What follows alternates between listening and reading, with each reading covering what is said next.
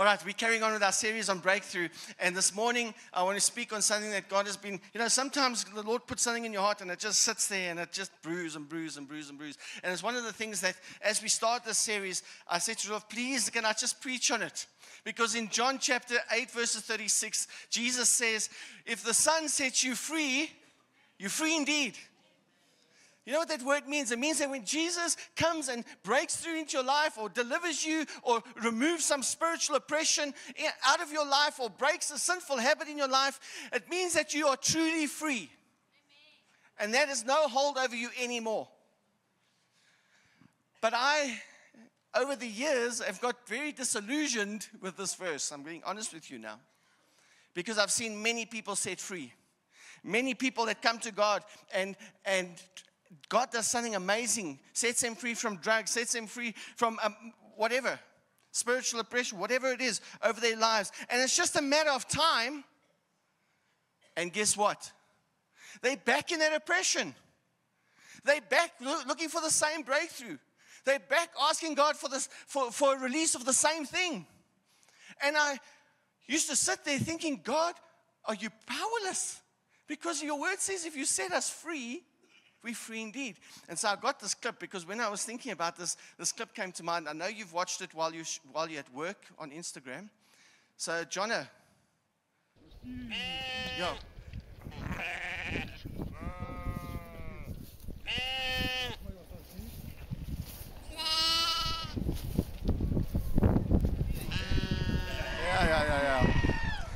You see, sometimes that's what we do. We find breakthrough.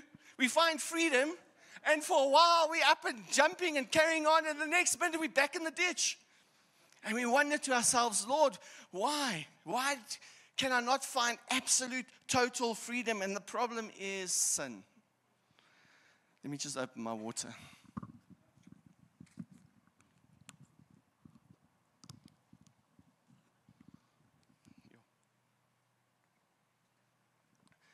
The problem is sin. You know what? It's sin that brings the bondage. It's sin, as Rudolph was teaching us last week, that opens that little door to become a stronghold. You see, so even if you are set free, but you carry on in sin, you're going to end up in the same place. God might grab you in a moment of time and deliver you. And you know what? I've seen people who are demon possessed. God set them free, and within time they're back there. Why? Because they're going to play with the same sins. And like the sheep, they're free for a moment, but they're back in the ditch and back asking God for the breakthrough that He wants. And I think we need to become more serious about walking in freedom. You know, when God sets you free, when God sets you free from the oppression or spiritual oppression, or even, God casts demons out of you, or a habitual sin, whatever it is, whatever that thing is that holds you, that you can't get rid of. When God sets you free, something has to change in us. Because if we don't then get serious about walking in that freedom, we're going to end up in the ditch again. And I'm tired.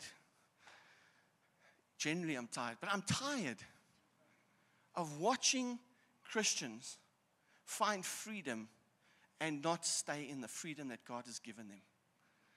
Because it's our own fault.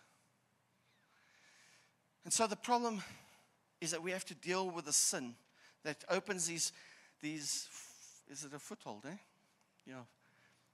which creates strongholds of sinful patterns and bring destruction and bondage into our lives.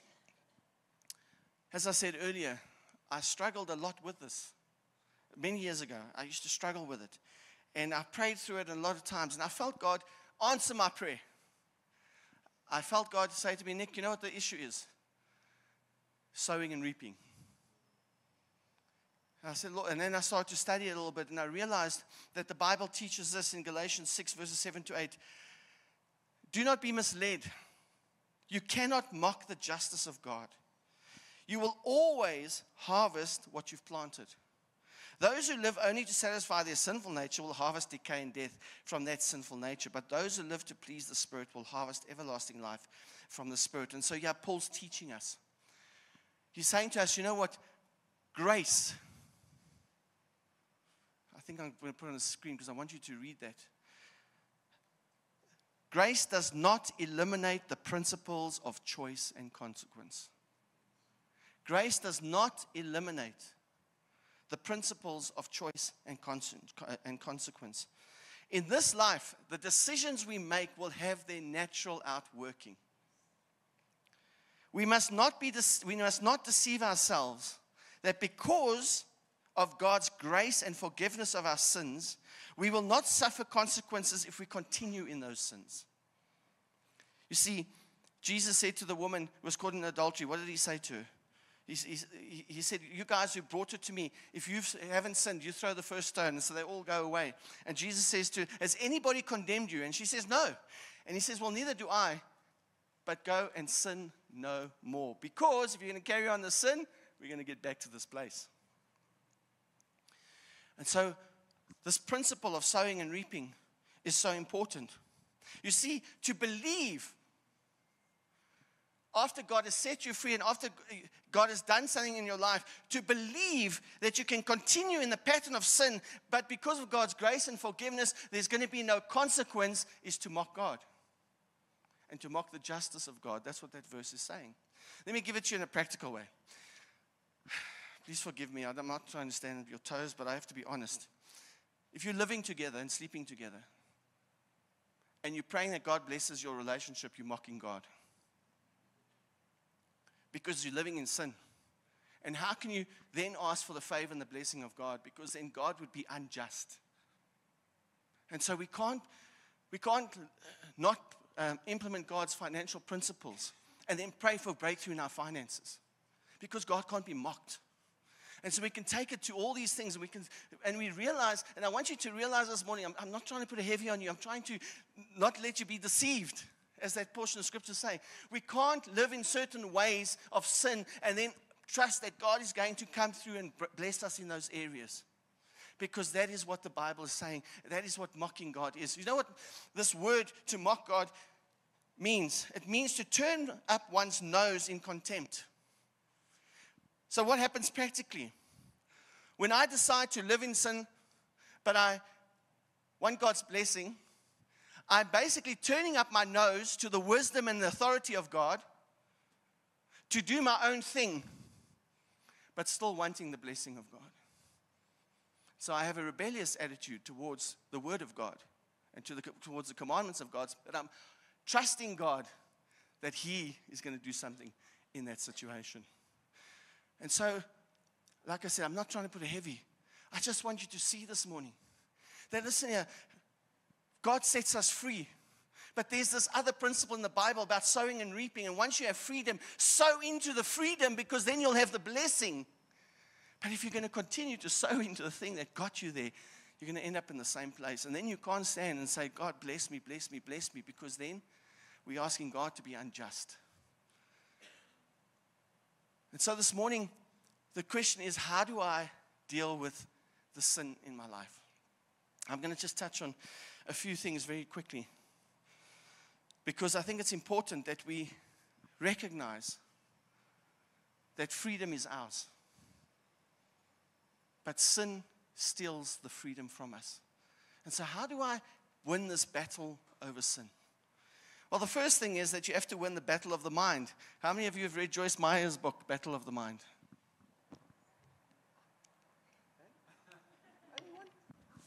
2 people. You guys are very clever. And I know you don't want me to say it, but it's your birthday, Audrey. And we are so grateful for everything Audrey has done in our church. She was instrumental in the caring ministry. So thank you, Audrey. Have a good day. Somebody was going to buy you coffee.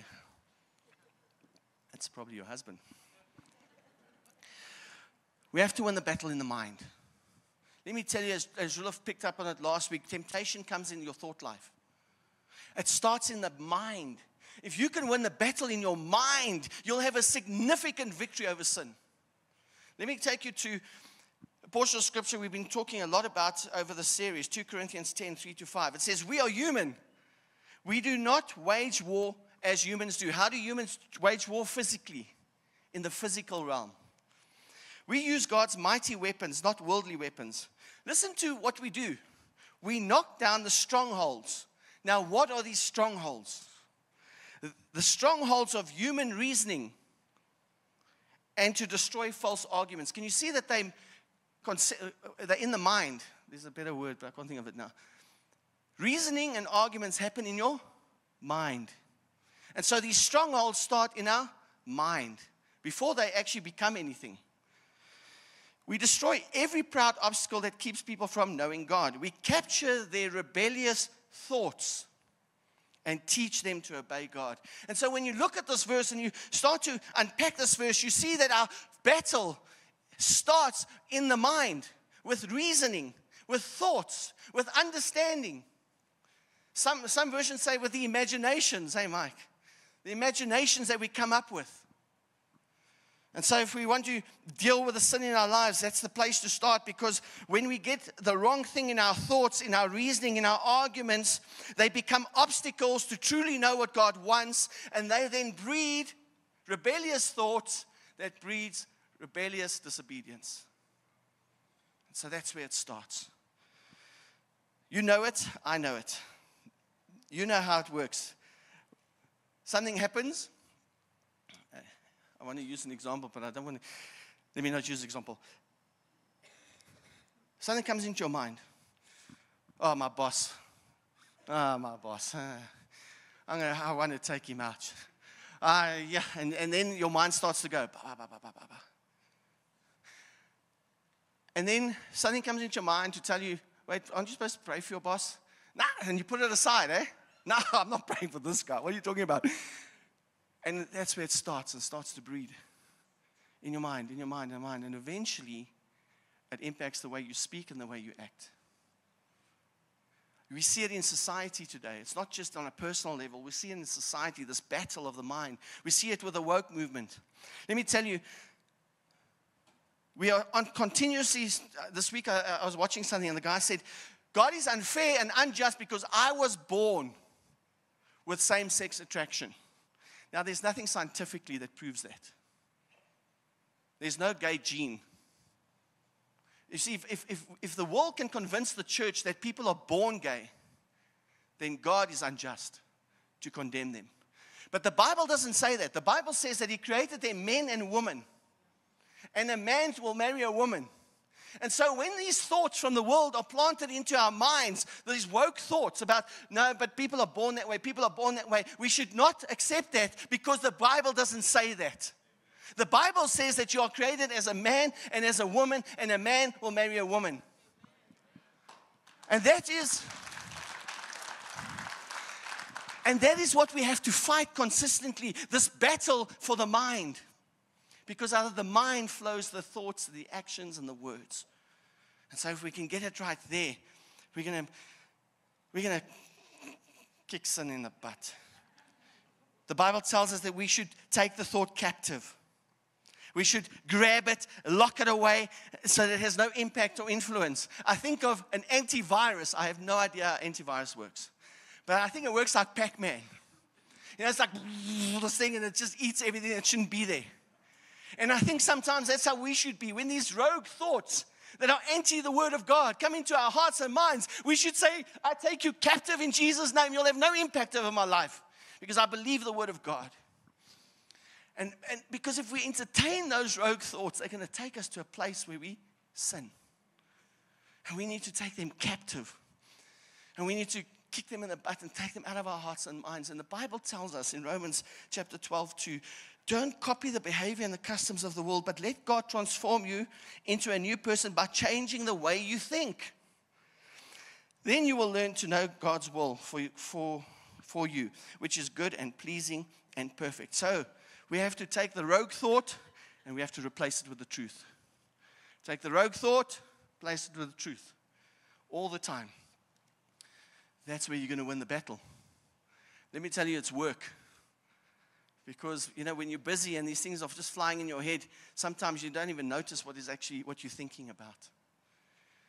But I want to pray for you this morning that the Holy Spirit will remind you. And we're going to get there now. The second thing is that you have to win the battle of the Bible. Now that sounds weird. But let me tell you, let's read James chapter 21 to 25. So get rid of all filth and evil in your lives. And how do you do that? And humbly accept the word of God that has been planted in your hearts, for it has the power to save your souls. But don't just listen to God's word. You must do what it says. Otherwise, you will only be fooling yourselves. For if you listen to the word and don't obey it, it is like glancing at a face in a mirror. You see yourselves, walk away, and forget what you look like. But if you look carefully into the perfect law, listen to what it does. That sets you free. And if you do what it says and don't forget what you have heard, then God will bless you for doing it. Can you see freedom and blessing comes with doing the word of God? And so the second thing we need to get into our hearts and lives is whether I really believe that the Bible will guide my life, my decisions, my thoughts, my actions. Is the Bible going to be that thing in your life, the word of God, that every decision, every action, every thought gets filtered through so that you can live that? You see, we have to get ourselves to a place where we're not wondering whether I should or shouldn't, whether it's true or isn't true.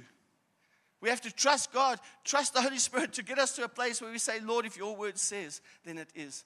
And sorry if I'm picking on the living together thing, but it's something we have to deal with in the church today. Listen here.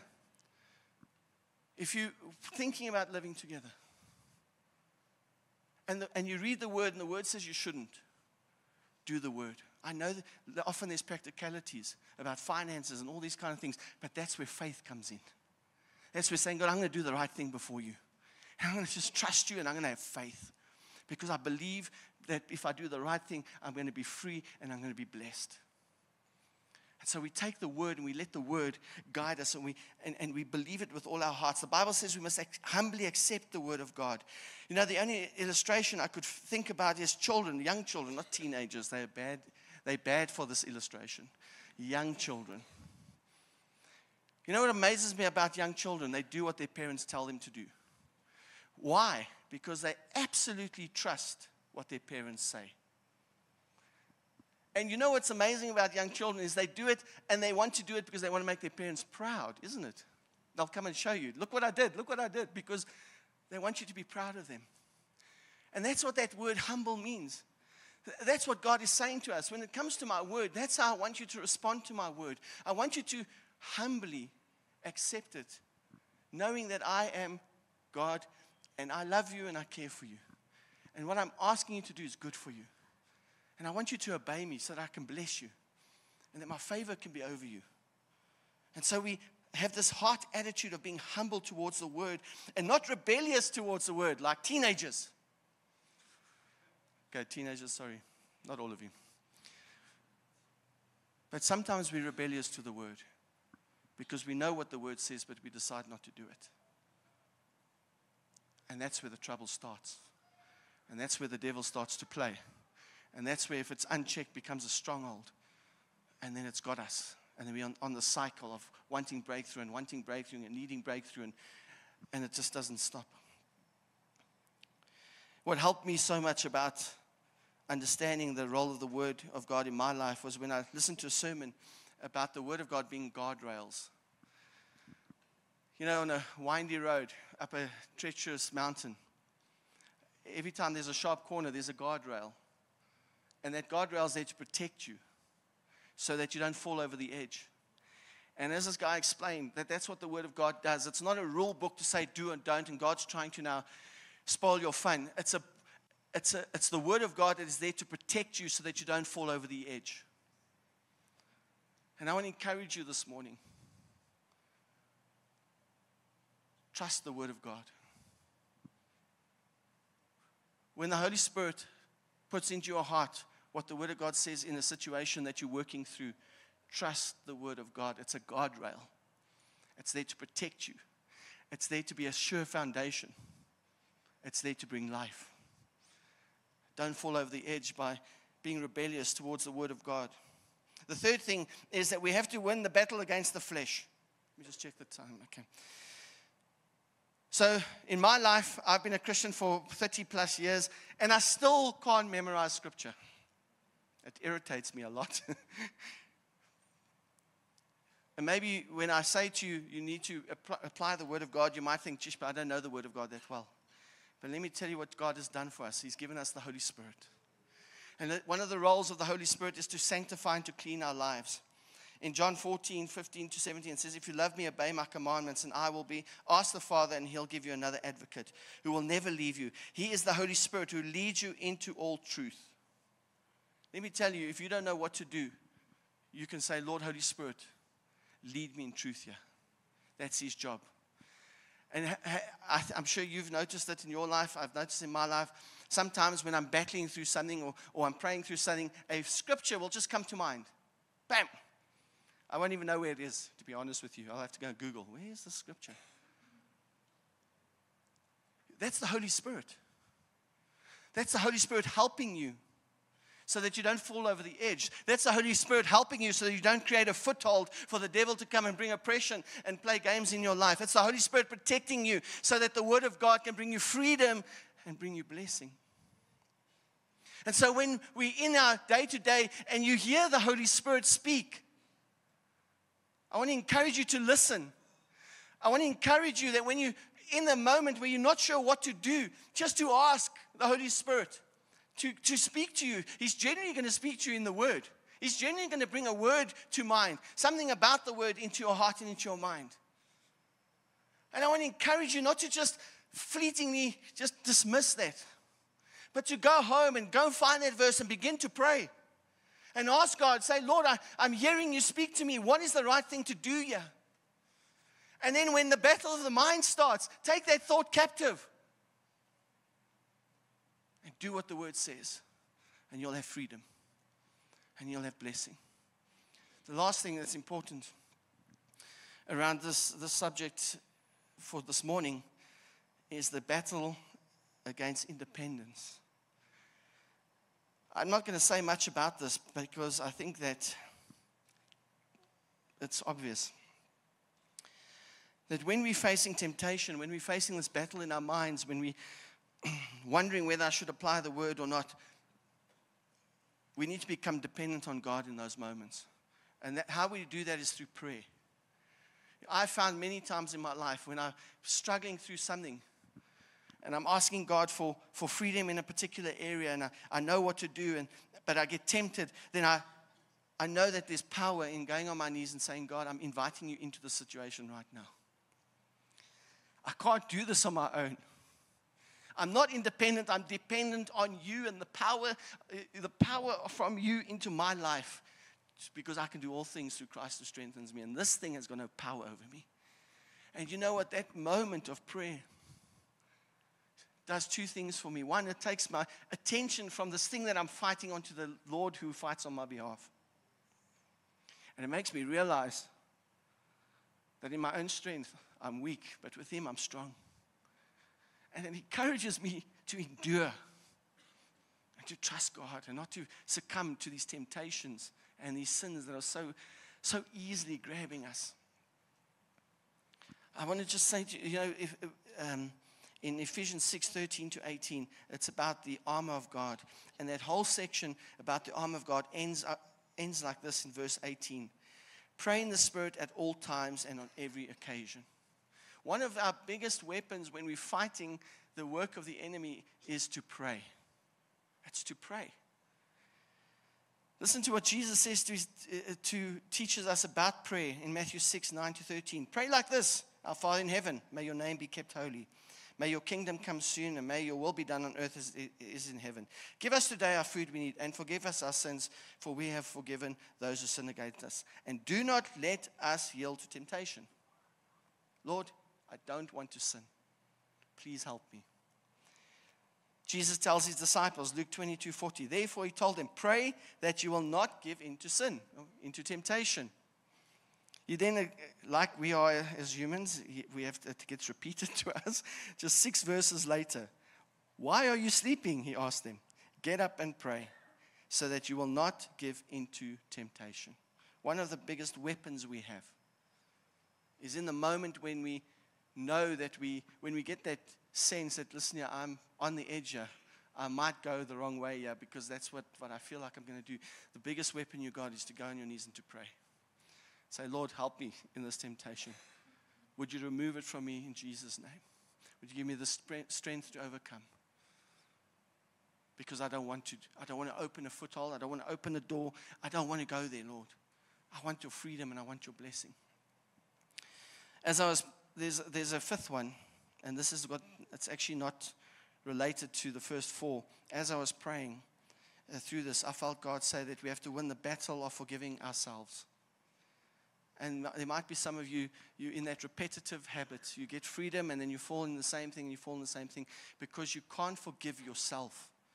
And so you keep getting tripped up because there's guilt and shame.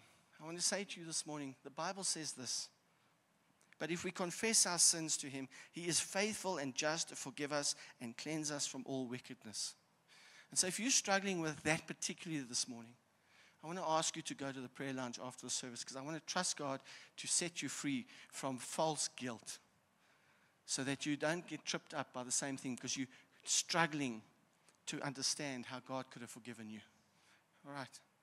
I'm going to conclude this morning with a video. I hope you got it there, Jono. It was 10 years ago this month, a photojournalist from the Columbus Dispatch in Ohio posted a video of a homeless man with a unique gift. When you're listening to nothing but the best of oldies, you're listening to Magic 98.9.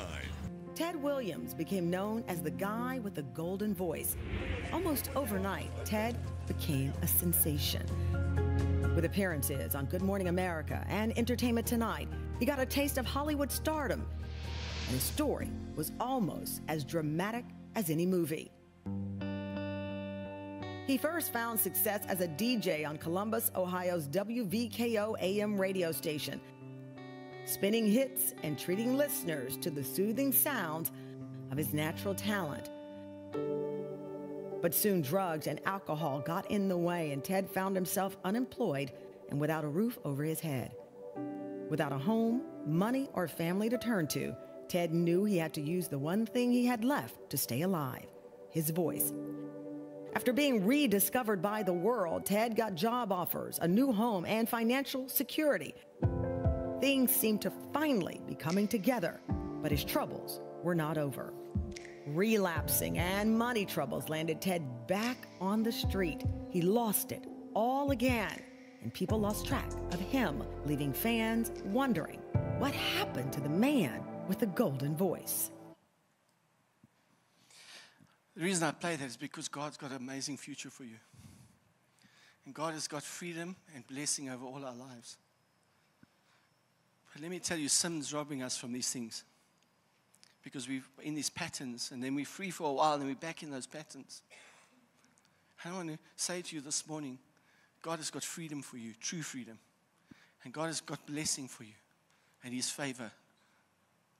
And he gives us everything we need to overcome. The Bible says no temptation is so strong that we can't overcome it.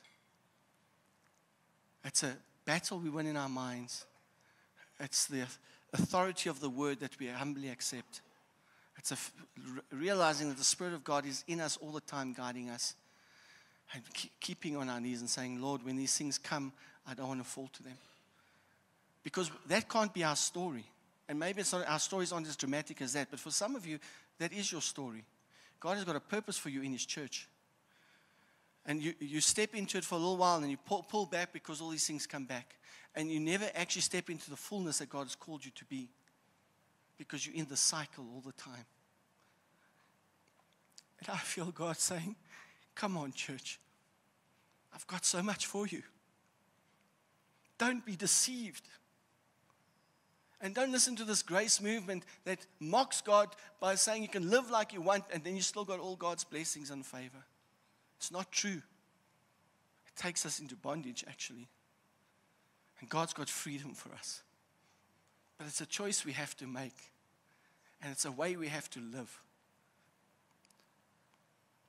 In Jesus' name. Amen.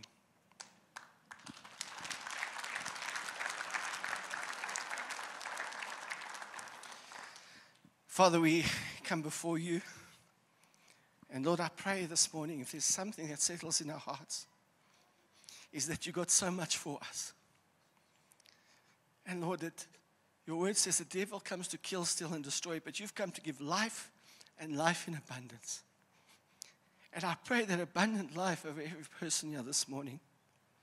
I pray, Lord, where we're getting tripped up by sin, where we're opening the doors, I pray now in the name of Jesus, Lord, that you would give us everything we need to overcome and to win this battle and to win this fight. Lord, I know we will always have a level of sin in our lives because we're human, but I pray, Lord, that the habitual, repetitive attitudes that we can't break free from, I pray in the name of Jesus that we find true freedom by changing the way we think and aligning to your word. And changing from the way we behave and to behave according to your word, Lord. I pray this in Jesus' name. I pray for freedom over people. Not to be like that sheep, out the ditch, in the ditch, out the ditch. But Lord, that we live like a sheep in the pasture, just running and being free. Enjoying everything that you've given us, Lord. So Father, I commit us to you this morning.